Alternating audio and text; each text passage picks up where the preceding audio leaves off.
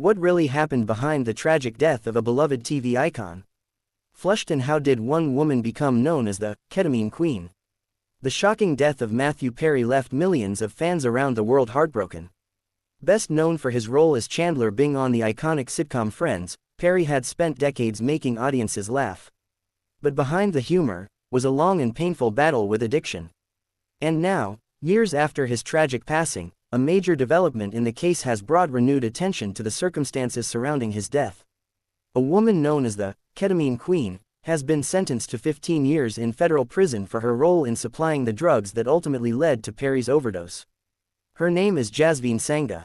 At 42 years old, Sangha stood before a federal judge in Los Angeles, facing the consequences of decisions that prosecutors described as both calculated and dangerous. U.S. District Judge Sherilyn Peace Garnett handed down the 15-year sentence, aligning with what prosecutors had recommended. In court, Sangha expressed remorse.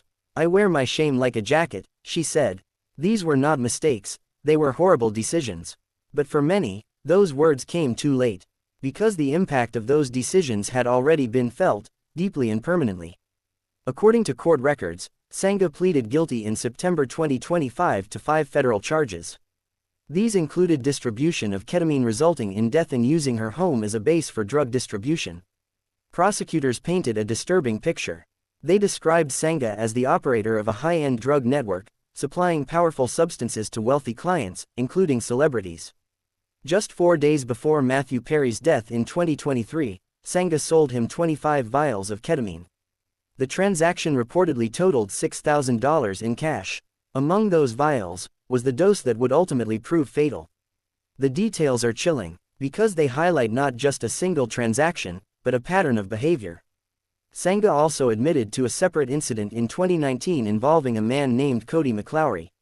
He was just 33 years old, and had no connection to Perry. But like Perry, he also died from an overdose linked to drugs she supplied. For prosecutors, this wasn't just negligence. It was a business. They argued that Sangha knowingly distributed dangerous substances, fully aware of the risks. And despite those risks, she continued, living what was described as a lavish lifestyle. Traveling frequently, attending exclusive parties, moving in high-profile social circles, all while operating a network that, according to authorities, put lives in danger. During the sentencing, members of Matthew Perry's family were present. Some chose to speak. Among them was his stepfather, Keith Morrison. His words were emotional and powerful. "There was a spark to that man I have never seen anywhere else," he said. "He should have had another act.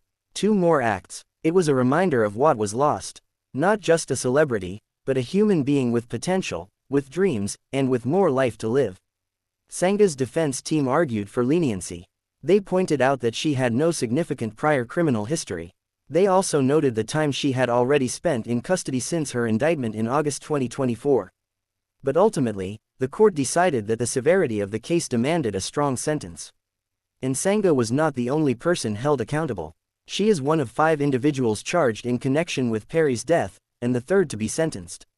In December, a California doctor, Salvador Plasencia, received a sentence of 2.5 years in prison. He had pleaded guilty to distributing ketamine to Perry in the weeks leading up to his death.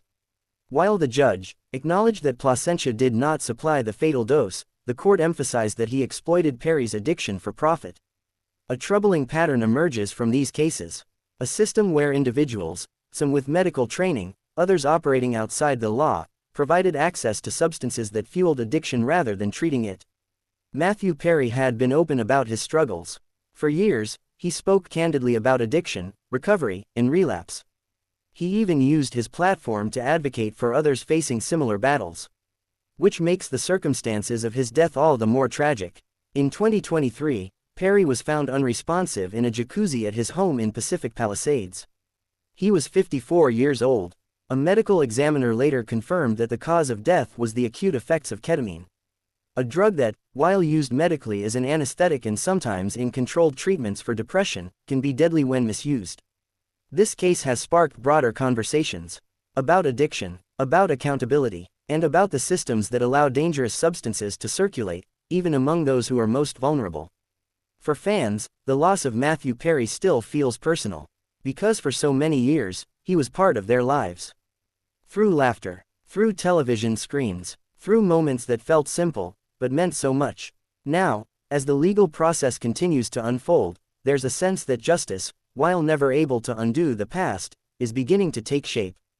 But questions remain. How did this happen? Could it have been prevented? And what needs to change moving forward? Because in the end, this isn't just about one case. It's about a larger issue. One that continues to affect countless lives every single day. Matthew Perry's story touched millions. But his final chapter raises difficult questions. Do you think justice was served in this case? Share your thoughts in the comments.